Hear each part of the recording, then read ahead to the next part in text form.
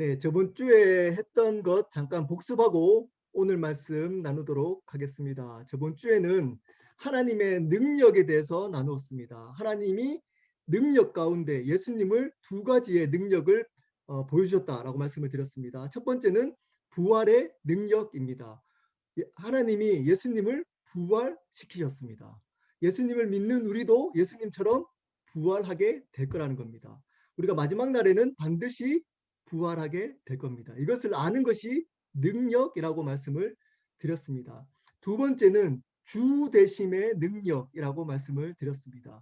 하나님이 예수님을 모든 만물 그리고 교회의 머리로 삼으셨다. 주인으로 삼으셨다라는 말씀을 드렸습니다. 그러므로 예수님을 주인으로 믿는 우리도 이 세상에 승리할 수 있다라는 말씀을 드렸습니다. 이미 우리는 이 능력을 받은 사람입니다. 이 믿음을 가지고 사는 자에게 하나님의 능력을 경험할 수 있다라고 말씀을 드렸습니다. 네, 오늘은 죽었던 너희를 살리셨도다라는 제목으로 말씀을 나누도록 하겠습니다. 여러분들은 예수 믿기 전과 예수 믿은 후가 달라지셨습니까? 모태신앙 분들은 어릴 때부터 교회 다녔기 때문에 사실은 그 변화를 잘 모를 수 있지만 예수님을 도중에 믿었던 사람 같은 저 같은 사람은 확연히 다를 수가 있습니다. 여러분들은 예수 믿기 전의 삶과 예수 믿은 후의 삶이 어떻게 달라지셨습니까? 예수님을 믿게 되면 반드시 달라지게 되어져 있습니다. 우리의 예수 믿기 전의 상태가 어떤 상태였습니까? 오늘 말씀을 통해서 알아보도록 하겠습니다. 예수님을 믿기 전에 우리의 삶의 상태는 가장 두드러운 것은 참된 주인이 없다는 것입니다. 참된 주인이 없었다는 것입니다. 우리의 삶에 주인이 없었습니다. 자, 1절부터 3절까지 말씀입니다. 1절부터 3절. 1절부터 읽겠습니다. 1절. 그는 허물과 죄로 죽었던 너희를 살리셨도다. 오늘 이렇게 시작합니다. 그는 허물과 죄로 죽었던 너희를 살리셨도다. 오늘 말씀의 제목이죠. 오늘 우리나라 말 성경에는 그는이라는 주어가 있지만 원어에는 주어가 없습니다. 그리고 동사도 없습니다. 우리의 믿지 않았던 상태를 설명하는 1절부터 3절까지 말씀 언어에 보면 히브리 언어에 보면 주어와 동사가 없습니다. 그냥 관계 대명사로 수식어로 표현을 하고 있습니다. 바울이 몰라서 그랬을까요? 의도적으로 그랬던 겁니다. 어떤 것을 보여주기 위함이었죠? 주어가 없다는 겁니다. 주어가. 우리의 삶에 주인이 없었다는 겁니다. 믿지 않는 삶, 예수님을 믿지 않는 사람의 특징은 바로 참된 주인인 하나님이 없습니다. 그러므로 모든 행위를 한 그 행위, 동사도 없습니다. 행위를 인정하지 않습니다. 주인이 없기 때문에 했던 모든 행위가 하나님 앞에서는 인정되지 않습니다. 아무리 화려한 수식어로 꾸며놓고 있더라도 그것을 열심히 행동을 하더라도 세상 사람들 보기에 주위의 이웃을 보기에 너무 보기 좋더라도 좋은 차를 몰고 사람들한테 인정받고 사회적 지위가 높이 되더라도 여러분 하나님이 그것을 인정하지 않습니다. 그저께인가요? 이건희 삼성 회장님이 돌아가셨습니다. 물론 호불호가 있겠지만 한국 역사에 굉장히 큰 영향을 끼치신 분입니다. 이분이 청년에게 남긴 글을 제가 본 적이 있습니다. 요점은 이겁니다. 나는 후반의 인생은 실패했다. 이겁니다. 후반의 인생은 실패했다. 아파서 계속 누워만 있고 죽음이 앞에 있으니까 내 모든 열심히 했던 것들이 아무 소용이 없다. 헛되다. 많이 들어본 얘기 아닙니까? 솔로몬이 얘기했던 얘기입니다. 전도서에서 헛되고 헛되다. 모든 인생은 삼성 같은 그렇게 세계적인 기업에 있었던 2조 원의 재산을 가진 그분이 마지막으로 돌아가시면서 했던 고백입니다. 헛되다. 실패했다. 이렇게 얘기를 했던. 우리도 예수님을 믿기 전에 이러한 삶을 살았다는 겁니다. 자, 구체적으로 어떤 삶인지 한번 보시기를, 하나님이 없는, 주인이 없는 사람들은 어떤 삶을 사는지 한번 보시겠습니다. 2절입니다. 2절. 그때에 너희는 그 가운데서 행하여, 그때에 이렇게 얘기합니다. 그때에 어떨 때 예수님을 믿기 전에는, 그때 너희는 그 가운데서 행했다는 겁니다. 자, 그 가운데서 행했는데 세 가지로 행했던 겁니다. 세 가지. 여러분, 이 세 가지로 예수 믿기 전에는 행했습니다. 세겠습니다. 첫 번째입니다. 이 세상의 풍조를 따르고, 이 세상의 풍조, 이 세상의 가치관을 따라 살아갔습니다. 돈 많이 벌면 행복해질 거야. 좋은 대학 가면 성공할 거야. 성공하면 너가 더 가치 있고 행복해지며 사람들이 인정해주면 행복해질 거야. 나는 세상의 가치 좀 더 많이 가지고 좀 더 많이 인정받고 좀 더 높은 자리 가면 너는 행복해질 거야. 나는 이 세상이 가르쳐주는 가치관을 따라 살아갔습니다. 두 번째입니다. 공중 권세 잡은 자들을 따랐습니다. 공중 사단을 따랐습니다. 곧 지금 불순종의 아들들 가운데서 역사하는 영이라. 공중 권세 잡은 사탄을 따라 살아갔습니다. 여러분, 보이지 않는다고 사탄이 안 존재하는 것 아닙니다. 보이지 않는 것이 더욱더 실제적입니다. 사단은 존재합니다. 사단의 특징이 뭘까요? 거짓말합니다. 어떻게 거짓말할까요? 앞에 있는 걸로 거짓말합니다.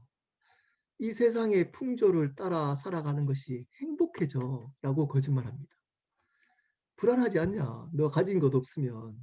너 좋은 대학 안 나오면 너 불안하지 않냐? 다른 사람들이 봐봐. 좋은 대학 가는 사람들이 더 좋은 차 몰고 좋은 집 하고 좀 더 많이 가지고 좀 더 높은 자리 가면 행복해 보이잖아. 그렇게 살아야 돼. 너는 거기에 올인해야 돼, 내 인생을. 그렇게 사는 거야. 하나님을 위해서 살면 큰일 나. 비참하게 살아가. 너 자신의 행복을 위해서 살아가. 그래야지만 행복해질 수 있어. 인생은 짧아. 너의 있는 것으로도 너의 행복을 추구하는 것보다도 짧아. 너의 기쁨을 위해서 살아가. 라고 거짓말을 합니다. 이것을 따라 살아갔다는 겁니다. 속아서 열심히 그것을 위해서 살다가 상처받고 힘들고 어렵게 살아갔다는 겁니다. 살아갔다. 혹시 지금도 여러분 살아가고 계시지 않습니까? 이렇게. 마지막입니다. 마지막 3절입니다. 3절 한번 읽겠습니다. 3절입니다.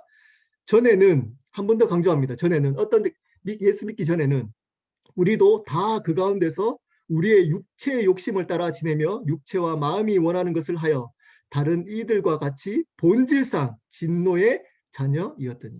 마지막 세 번째입니다. 우리의 육체의 마음에 따라서 행했답니다. 쉽게 얘기하면 우리가 주인 되어서 우리의 만족, 우리의 행복만을 위해서 살아갔답니다. 왜냐? 우리는 본질상 진노의 자녀였기 때문입니다. 본질상 진노의 자녀였기 때문에 우리는 우리의 기쁨, 우리의 행복, 우리의 육체가 만족시켜주는 그 일을 위해서 열심히 살아갔답니다. 그리고 진노를 받게 된답니다. 왜냐? 태어날 때부터 우리는 진노를 받을 수밖에 없는 죄인이었기 때문입니다. 그러므로 이 삶이 맞는 줄 알고 열심히 나의 행복을 위해서 이 세상의 풍조, 사단의 속임수를 따라서 열심히 살아갔답니다. 갔답니다. 왜냐? 우리는 본질상 진노의 자녀였기 때문입니다. 이 말이 뭘까요? 태어날 때부터 우리는 하나님을 대적하는 죄인, 하나님이 주인이 아니고 내가 주인이었던 죄인이었다는 뜻입니다. 그래서 나를 위해서 열심히 살아가면 갈수록 하나님의 진노를 받을 수밖에 없는 모든 행위가 하나님 앞에서는 아무 의미가 없기 때문에, 그 모든 행위를 통해서 하나님을 대적하기 때문에 열심히 하는 잘 살고 부자 되고 사람한테 인정받는 것으로 자기의 행복을 추구하는 그것이 하나님을 대적하는 일이기 때문에 진노를 쌓아가기 시작한다는 겁니다. 그리고 마지막에는 진노의 결과로 지옥에 떨어지는 겁니다. 이 삶을 살아갔답니다. 예수 믿기 전에는. 여러분, 이 얘기 들으면서 혹시 이런 분 혹시 계시지 않습니까? 지금도 그렇게 사는데? 나 지금도 사실은 그렇게 살고 있는데? 여러분, 돌이키셔야 됩니다. 다음에 예수님을 믿는 삶이 어떤 건지를 들어보시고 그 삶으로 돌이키셔야 됩니다. 자, 그러면 예수님을 믿은 후의 삶은 어떤 삶일까요? 4절부터 6절까지 말씀입니다. 여기도 세 가지로 하나님이 역사하십니다. 자, 근데 중요한 게 있습니다. 2장 4절에 여러분 성경책 있으면 앞에다가 이거는 성경책 안에 반드시 넣으셔야 됩니다. 괄로 치고 그러나를 넣어주시기 바랍니다. 반드시 넣어야 됩니다. 그러나가 빠졌습니다. 중요한 단어. 4절 시작을 이렇게 합니다. 제가 넣어서 얘기하겠습니다. 4절입니다. 그러나 긍휼이 풍성하신 하나님이 우리를 사랑하신 그 큰 사랑을 인하여 그러나의 반전이 일어난 겁니다. 예수님을 믿은 후에 우리의 삶은 참된 주인이 생긴 겁니다. 참된 주인이 생기니까 그러나의 역사가 일어나게 된 겁니다. 그러나 반전이 일어난 겁니다. 반전. 이제껏 자기의 행복을 위해서 열심히 사단에게 쏘가서 상처받고 터지고 사람들 조금 잘 살아가면 사람들 앞에 목에 기부스 줬다가 조금만 못하면 사람 눈치 봤다가 이렇게 계속 묶여서 살아갔다가 반전이 일어난 겁니다. 그러나 주인이 생긴 겁니다. 그 주인이 나옵니다. 주인이 나옵니다. 긍휼이 풍성하신 하나님이 나오십니다. 그분이 주인입니다. 자, 4절부터 6절에 바울이 원어에는 주어와 동사를 씁니다. 주어를 씁니다. 그 주어가 뭐죠? 긍휼이 풍성하신 하나님이십니다. 이분이 우리의 삶의 주인이라는 것을 강조하기 위함입니다. 예수 믿는 삶은 긍휼이 풍성하신 하나님이 주인 되는 삶입니다. 그분이 어떤 일이 일어났다고요? 그러나의 역사를 일으킨 겁니다. 그러나 이렇게 두려움과 걱정 속에 지옥불에 떨어져야 할 진노의 자녀로 살아가던 우리가 세 가지 일을 하나님이 일으키신 겁니다. 왜냐? 그 큰 사랑 때문입니다. 우리를 사랑하셨기 때문입니다. 우리를 사랑하셨기 때문에 세 가지 동사가 나옵니다. 이제 5절부터 6절에 세 가지 동사로 세 가지의 역사를 우리에게 일으켜 주신 겁니다. 우리를 사랑하셨기 때문에 그분이 우리의 주인 되어 주셨기 때문입니다. 5절입니다. 5절입니다. 허물러 죽은 우리를 그리스도와 함께 살리셨고 첫 번째 동사가 나옵니다. 첫 번째 동사 살리셨고 너희는 은혜로 구원을 받은 것이 설명합니다. 은혜로 구원을 받은 겁니다. 살리셨답니다. 첫 번째는 뭐죠? 우리를 살려주셨습니다. 영원히 죽을 수밖에 없는 우리를 예수 그리스도로 말미암아 우리를 살려주셨습니다. 설명합니다. 그게 뭐라고요? 구원받게 된 겁니다. 이것은 완료형으로 쓰였습니다. 이미 예수님을 나의 주인으로 믿는 사람에게 이미 주어진 겁니다. 영원한 생명이 주어졌다는 겁니다. 구원받았다는 겁니다. 살아났다는 겁니다. 우리는 살아났습니다. 두 번째입니다. 두 번째 6절입니다. 6절 한번 보시겠습니다. 또 함께 일으키사 그리스도 예수 안에서 함께 하늘에 앉히시니. 자, 두 가지 동사, 두 번째 동사가 나옵니다. 일으키사 함께 일으켜 주셨습니다. 자, 예수님을 일으켰던 그 하나님의 능력이 우리도 일으켜 주실 겁니다. 자, 근데 이거는 미래에 일어날 일인데 과거형으로 쓰여졌습니다. 이 말이 뭘까요? 반드시 일으켜 주실 거라는 겁니다. 반드시 우리는 영원한 나라에서 예수님과 예수님과 같이 부활하게 될 거라는 겁니다. 우리의 가장 아름다운 모습으로 우리는 부활하게 될 겁니다. 이것을 이미 완료형으로 썼습니다. 우리는 두 번째 동사, 하나님은 우리를 사랑해서 부활시켜 주셨습니다. 주실 겁니다. 자, 마지막 동사 쓰였습니다. 그리스도 예수 안에서 함께 하늘에 앉히셨다는 겁니다. 존귀하게 만드신다는 겁니다. 예수님처럼 예수 믿는 우리를 예수님과 동일한 자녀로 삼아 주시겠다는 겁니다. 존귀하게 만들어 주셨다는 겁니다. 이미 우리는 우리의 행위와 상관없이, 우리의 모습과 상관없이, 이 세상의 기준과 상관없이 예수님을 주인으로, 하나님을 주인으로 믿는 우리에게 그 주인이신 하나님이 우리를 존귀케 만드셨다는 겁니다. 자, 이 일이 우리에게 일어난 겁니다. 세 가지. 자, 여러분, 3입니다. 1장부터 3절까지 우리는 세 가지의 상태로 살아갔습니다. 예수 믿기 전에는. 어땠죠? 이 세상에 있는 풍조, 이 세상의 가치관을 따라 살아갔습니다. 사단에 속아서 살아갔습니다. 내가 만족, 내 행복만을 위해서 살아갔습니다. 한 단어로 뭐죠? 주인이 없었습니다. 그래서 바울은 주어와 동사를 쓰지 않았습니다. 자, 근데 이제 예수님을 믿는 상태는 어떤 상태죠? 주인이 생겼습니다. 그 주인 누구죠? 긍휼이 풍성하신 하나님입니다. 우리를 사랑하신 하나님이 주인 되어 주신 겁니다. 그 하나님을 주인으로 모신 우리에게 하나님은 세 가지를 하셨습니다. 세 가지가 뭐죠? 살리셨고, 일으키셨고, 앉히셨습니다. 이미 우리에게 일어난 사실입니다. 이것을 믿는 믿음으로 사는 자가 예수 믿는 자입니다. 예수님을 주인으로 믿으면서 살아가는 자입니다. 하나님은 이런 삶을 왜 살도록 하셨을까요? 7절입니다. 그래서 10절 여러분 기억하시면 7절에 나옵니다. 3, 3, 7입니다. 여러분 예수 믿기 전에 세 가지, 예수 믿는 우리에게 일어난 세 가지, 그리고 그 목적은 7절에 나옵니다. 7절입니다. 7절 읽겠습니다. 7절.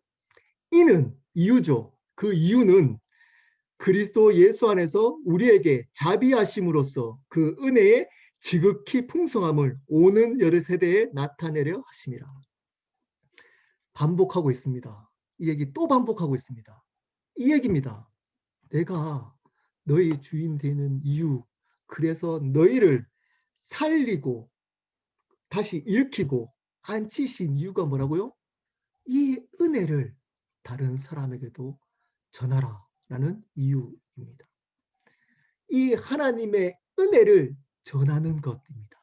예수 믿는 삶은 단순합니다. 단순합니다. 목적은 한 가지밖에 없습니다. 뭘까요? 하나님의 은혜를 전하는 삶입니다. 하나님의 은혜를 전하려면 이 하나님의 은혜가 무엇인지를 알아야만 전할 수 있습니다. 여러분 교회 봉사 열심히 하고 교회 예배에 참석하고 그리고 헌금 드리고 여러 가지 교회에 있는 성경부 참석하는 것 중요합니다. 그렇지만 더 중요한 것이 있습니다. 그보다 더 훨씬 더 본질적인 중요한 것이 있습니다. 뭘까요? 하나님의 은혜를 아는 것입니다.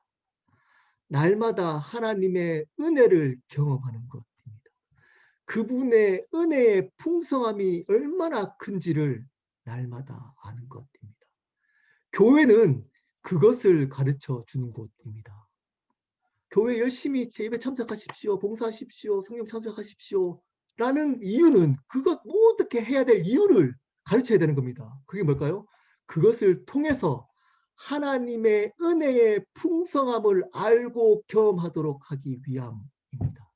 그래서 우리의 삶 속에 하나님의 은혜를 전하기 위함입니다.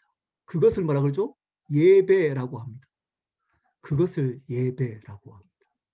그것이 예배의 본질입니다. 본질. 여러분, 이 은혜를 여러분 알고 누리고 계십니까?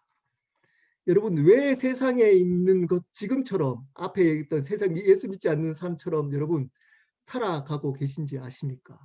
이 하나님의 은혜의 풍성함을 놓치고 살아가기 때문입니다. 어느 순간 사단에게 속아서 내가 주인 되어서 나의 행복만을 따라 살아가기 때문입니다. 근데 예수님을 주인으로 긍휼이 풍성하신 하나님을 주인으로 모시기 시작하면 이 은혜가 들어오기 시작합니다. 이 은혜를 경험하기 시작합니다. 그래서 제가 하나님이 주인 되는 삶을 강조하는 겁니다. 그렇지 않으면 여러분이 아무리 노력을 하더라도 주인이 없기 때문에, 주어가 없기 때문에 여러분이 하고 있는 모든 동사, 행위는 아무 소용이 없습니다. 아무 소용이 없습니다. 여러분 그거 가지고 나중에 마지막 날 가더라도 하나님이 아무 인정을 하지 않을 겁니다. 여러분 이 주인된 삶을 살아감으로 하나님의 은혜를 누리면서 이 은혜를 전하는 삶을 살아가고 계십니까? 그 사람이 바로 그리스도인입니다. 말씀을 마무리하도록 하겠습니다. 여러분, 바울은 이래서 천재인 것 같습니다. 바울은 의도적으로 1장 2장 1절부터 3절까지의 우리 믿기 전에 우리의 상태를 표현할 때 주어와 동사를 사용하고 있지 않습니다.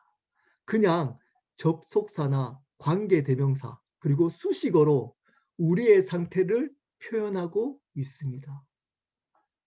시사하는 바가 큽니다. 이 말이 뭘까요? 쓰면서 바울이 왜 이렇게 썼을까요? 이런 겁니다.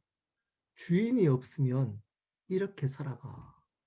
너의 동사, 행위는 아무 소용없어. 아무 소용없는 행위가 뭔지 알아? 세 가지야. 세 가지. 이 세상에 있는 가치관으로 살아가.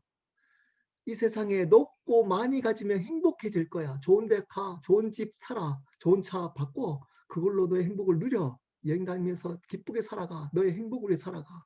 그리고 여기에 사단이 속이는 이 속임을 따라서 살아가는 것. 그리고 너의 행복, 너의 육체를 만족을 위해서 열심히 살아가는 그 삶. 그 삶은 주인이 너기 때문에 하나님 앞에 아무 소용이 없어. 동사가 없어. 화려한 수식어가 있고 사람들 관계해서 관계 대명사처럼 삶이 보여지지만 그것은 헛거야. 근데 주인이 나타났어. 그러나의 역사가 일어나. 그러나 이렇게 소망이 없던 삶 가운데 그러나가 역사가 있어. 그게 뭐냐? 긍휼이 풍성하신 하나님을 주인으로 모시는 삶. 예수님이 나의 삶의 주인이 되는 그 믿음. 이 믿음이 있을 때 우리에게는 세 가지가 일어나. 그게 뭐냐? 그러면서 이제 바울은 주어를 씁니다. 동사를 세 가지를 사용합니다. 뭘까요? 살리셨고 앉히시고 살리셨고 그리고 일으키시고 앉히셨다. 우리를 구원시켜 주시고 부활시켜 주셨으며 그리고 존귀하게 만드셨다. 우리의 행위와 상관없이 믿음으로 존귀케 된 겁니다. 이것을 믿고 이 은혜를 받아들이는 사람들은 이 은혜를 전하기 위해서 이 은혜를 주신 거다. 그래서 우리의 삶은 이 은혜를 흘러보내는 삶을 살아가는 거다. 이것이 하나님의 영광 드리는 예배의 삶이다. 라고 말씀을 하고 있는 겁니다. 사랑하는 여러분, 힘든 삶을 지나가고 있습니다. 코로나라는 시간. 우리는 이미 이러한 세 가지의 복을 받은 사람입니다. 구원 받으셨습니다. 부활하실 겁니다. 그리고 존귀케 되셨습니다. 자, 이것을 우리의 삶 속에서도 우리는 하나님은 확인시켜 줄 겁니다. 어떤 역사? 그러나의 역사를 하나님이 일으키실 겁니다. 여러분, 상처로 이제껏 살아왔던 삶의 그러나 역사가 일어날 겁니다. 예수님이 주인이 될 때, 이제껏 세상에 소망 없이 두려움과 계속 걱정으로 살아갔던 그 삶 속에 예수님이 주인 될 때 그러나의 역사가 일어날 겁니다. 그러나의 역사, 회복되는 역사, 소망이 있는 역사. 여러분 계속적으로 반복되는 관계에 무너진 관계 때문에 어려운 그 삶 속에 그러나의 역사가 있을 겁니다. 예수님이 주인이 될 때 그러나 역사를 경험하게 될 겁니다. 그러므로 우리가 해야 될 한 가지는 가장 중요한 일은 그 예수님, 긍휼이 풍성하신 하나님이 나의 삶의 주인이 되는 것입니다. 그 삶을 날마다 살아가는 것입니다.